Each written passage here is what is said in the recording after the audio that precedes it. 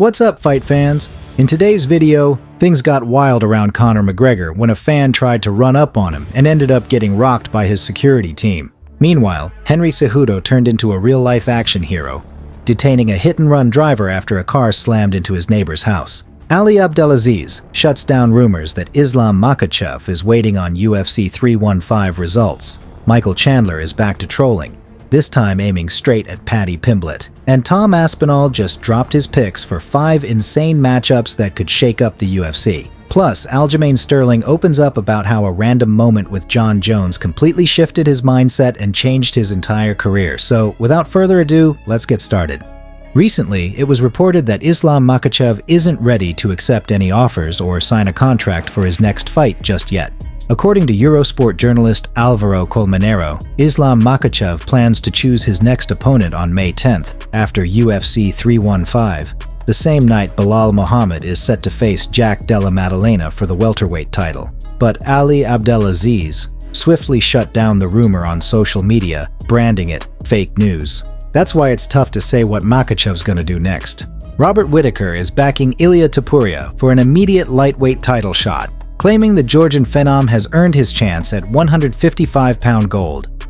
I think the lightweight division is the most exciting division right now. It's just death row in the lightweight division at the moment. Like the top 5, dude, that guard up there right now, it's just killers, man. But especially with Ilia Topuria entering the mix, right? The whole big story over the past week was he obviously vacated the title at featherweight, but apparently he said the UFC told him, we promise you a title opportunity if you vacate. That's what he told Spanish media. Or I think he said as a backup he would fight Charles Oliveira. And now they've gone back and forth. What do you reckon, Rob? I don't know what was promised or anything, but I feel like if you're in a lower division and you vacate the title, you should go straight to the top of the pecking order. I'd like to see him go straight into a title shot. Understandably, it can be tricky that way because there are a lot of guys, like, styles make fights. So if the champion of a lighter division has a better style to beat the guy in the high division, where's the fairness of that? Because that guy may not get through 10 guys to get to a title shot. He may not get through the contenders. Yeah, I just feel like there should be a certain amount of weight for being the champion of the division already. I can also see the side of the argument for the guys in the division that have been like, brother, like, I've had to slog, especially in the lightweight division, like, I've had to slog my way to the top of this division, and it is death row there. I think UFC's going to do what makes them the most money. A lot of people believe there's no way Ilia Topuria would have vacated his featherweight title unless he had a legit reason to move up to 155. Most likely, the UFC really promised him a lightweight title shot. That's the only thing that makes sense. If you think Topuria is leaving 145 to go up to 55 and lose out on pay-per-view points, you're dumb. There's no way. He was called the UFC, was like, hey, I'm thinking about dropping out. And they're like, all right, if you do, you can take a significant pay cut and you'll be fighting bigger, stronger guys, and you're not going to fight for a title. There's no way he'd be like, oh, I'll just keep cutting weight and making more money. There's no way. There's no way his team would allow him to do that. It's the fight business. It's prize fighting. Guarantee you the UFC was like, all right, if you go up, we guarantee you a title shot. Now, Makhachev can say whatever he wants. He doesn't call the shots. I know he's the champ. It doesn't matter. Makhachev's going up to, if Makhachev refuses to fight Topuria, that means Makhachev's just going up to 170. But Topuria's fight is going to be for the belt. Whether Makhachev goes up, so it's for the vacant belt, but either way, he's either fighting Makhachev for the belt or he's fighting for the vacant belt. For as frustrating as this can be, having someone who is like a tyrant or a dictator at the top able to force issues is kind of helpful, because it doesn't take a genius to realize that if Topuria is vacating and moving, he's the second best and Makhachev is the first best, and you make them fight, right? And so if number one, Makhachev doesn't want to fight, you say, hey dude, you got to fight. And then if he says, no, screw off, then it's like, okay, well, we're going to take your belt and we're going to put Topuria against someone else, right? Charles Oliveira for the title shot, and then you can come back and try to earn it later. Like, that's kind of if the number one guy is not being reasonable, you do kind of have to force their hand. And that's where boxing has so many issues, because there's so many belts and there's so many guys pulling shenanigans all the time. It's like, one of the great things about the UFC is that so very frequently the number one and the number two, they do fight.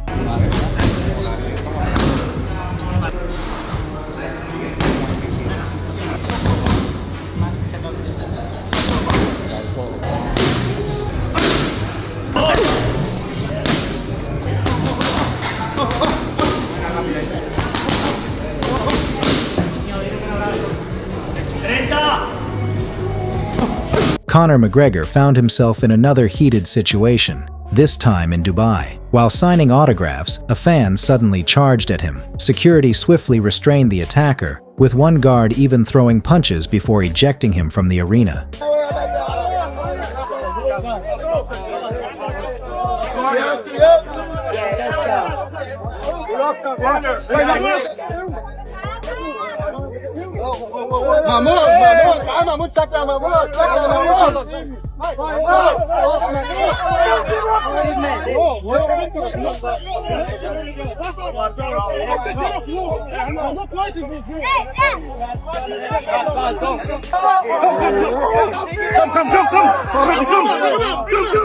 McGregor, though unharmed, got a clear look at the man before he was removed. We had Conor McGregor saying, Mike, come home to BKFC. I'm sorry I fired you, dog. Come home to BKFC. What a promoter he is. So I saw this clip of him at BKFC, and he's in full promoter mode, right? And he's doing a great job. And he's like, there's no f***ing league, and this is right after DBX. There's no f***ing other league even worth watching out there right now. Da-da-da-da-da. You know, he's going on, and I'm like, man, he's throwing f***ing shade at DBX, to be honest, because who else are going to be talking about? But right? that's good. He's promoting with that, too. Yeah, so you're not talking about UFC, right? So who else is out there? Ariel showed me the clip that I hadn't exactly seen, and he showed me the part where he said, I need to come back. He's like, he's out there doing that dirty thing. Yeah, it's all right. That dirty thing, it's all right. That's what he said. Michael Chandler trolls Paddy Pimblet ahead of their UFC 314 clash. He just took a shot at Paddy Pimblett's biggest known issue, his weight. We all know Paddy loves food, and he's talked openly about battling a real eating disorder when it's time to cut for fight camps. But Chandler decided to poke some fun anyway. On social media, he posted a meme, the classic fat boo-boo dog, with his face on the fit dog and Paddy's face on the fat one. Y'all are mean. Paddy has cleaned up his diet and doesn't get as fat as boo-boo anymore. See you at UFC 314, Chandler wrote. Move out my way, boo-boo. You better move, fat boy. I'm trying to exercise. Shoot, what's up? Come here. Why? Come on, let's go. Where? Let's go for a walk. Where we going? Where we going? Come on. That's okay. Come on. I'm good. We got the AC on and everything. Boo-Boo's not sick of you. Sick of what? Boo-Boo's sick of you anyway. Come on. Boo-Boo need to be sick of being fat. Zoe. Hold on. Let me do my stretches. I'm almost done. Zoe. I said I'm trying to do my stretches. Okay, I'm done. What do you want? Why you keep bothering me? I'm trying to get my exercise on. I don't want to be fat like boo-boo. I got to get over there and finish what I started. Come on, psycho. Psycho. Oh, I can't believe she just called me psycho, y'all. Y'all heard her call me psycho. You calling me psycho because I'm trying to stay alive and be a healthy dog and get my exercise in.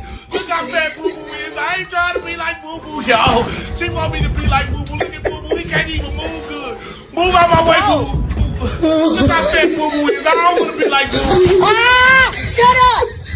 But jokes aside, Chandler recently told ESPN he's coming in with a serious game plan, using his experience to shut Paddy down and give fans a real fight. So this is a make-or-break fight for Pimblet. And Michael Bisping believes Paddy could be one win away from a title shot. But if he gets the job done against Michael Chandler, and he just might do that, if he can do that, I'm telling you, Paddy Pimblet is probably one fight away from fighting for a belt, whether you like it or not, whether you talk, whether you say, but he had cherry-picked matchups. He was slow-rolled, much like a lot of other fighters. Sugar Sean O'Malley, along the way, didn't always fight the best competition, but the competition has progressively got harder for Paddy Pimblet. That's a fact. That's wild, considering Paddy hasn't fought a top-ranked opponent yet. But beating Chandler? That changes everything. Love him or hate him, Chandler's a dangerous veteran, and this won't be an easy night for Pimblet.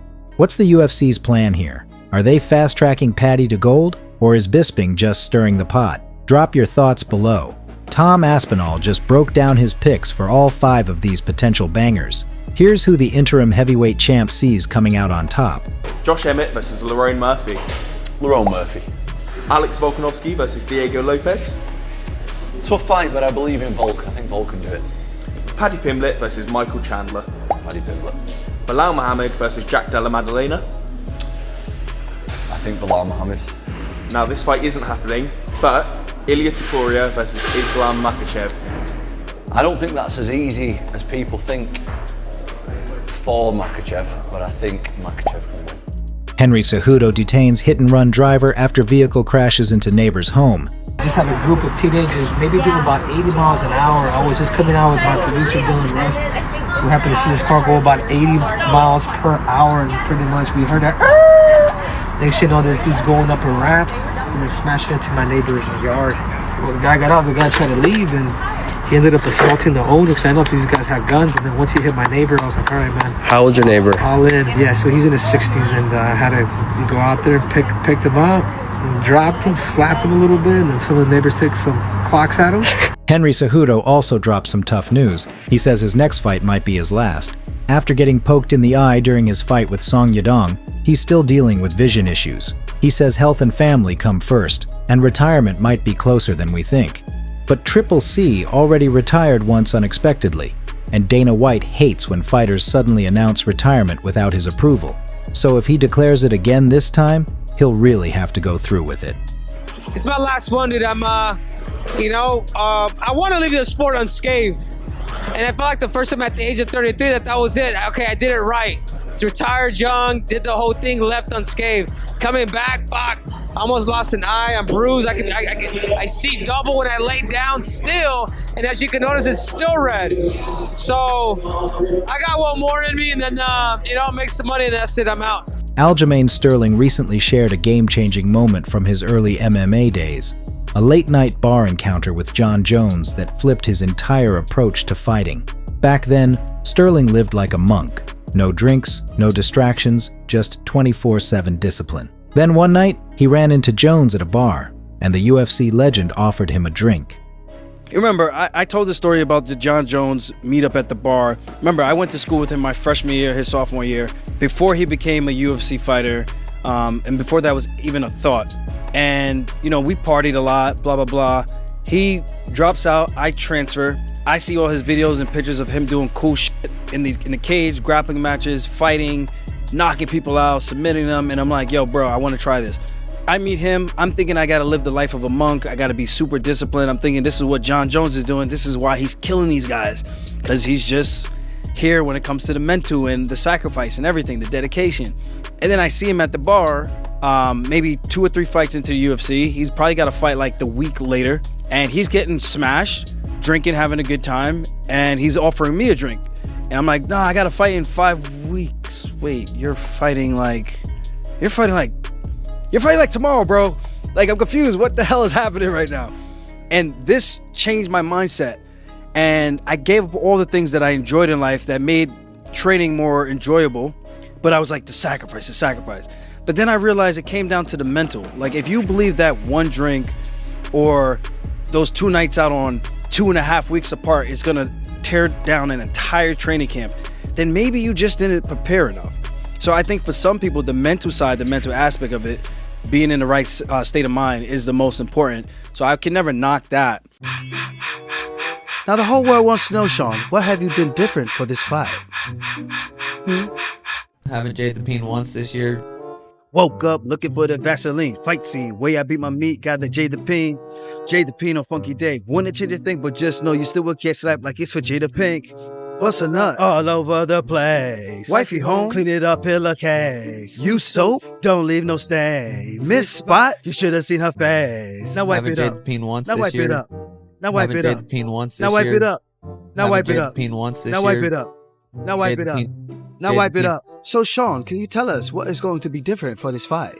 I feel like a lot of things I've made change-wise in my life are going to attribute to my performance. Decided 2025, I'm done with social media.